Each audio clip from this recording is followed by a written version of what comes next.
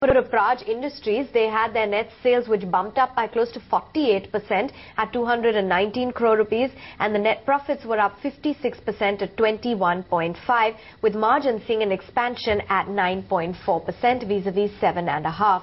We've got with us Mr. Pramod Chaudhary, Executive Chairman at Praj Industries, to talk more about the numbers. Mr. Chaudhary, thanks very much for joining in. Start off by asking you what the key reasons are as to why we've seen a 48% growth in your top line figure, and where has the demand really come in for the company? See, the demand has been coming up since more than a year, and we had a very good robust order booking last year. As a sequence to that, we had a good carry forward. The demand was on two counts. One is on the biofuel, the other is on the beverage. The domestic demand is mainly for beverage alcohol. It's connected with the consumption story, and that has been growing. Whereas the biofuel demand is coming because of the mandates which are there coming up in different part of the world in different countries. Pramod, what about your order book, and also if you could, can you share the regional breakup of your order book with us? Yeah, the order book which is as of 1st of January 2012 is around 900 crores, and it is very close to 50-50.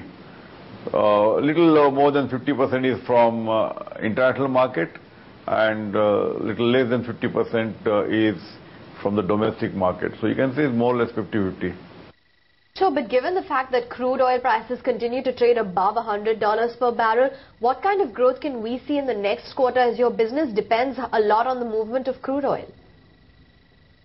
Yeah, crude oil pricing is one of the factors, but it's not the only factor. And then, we are, as I say, it's a plant and machinery, it's a project business. The order cycle is anywhere between 9 months to 18 months. And we're also having a business in the other areas like brewery business, which is again connected with the consumption story. We are into water, wastewater business. We are into customized engineering equipment. So it's a combination of all these businesses, what you see as our future growth prospects. So oil remaining around $100 plus minus is always going to be one of the parameters, but it's not the only parameter. Unless oil goes in the range of 150 plus or something, which happened about 2-3 years back, that gives the extra traction. But otherwise it is a normal that biofuel blending is growing all over the world.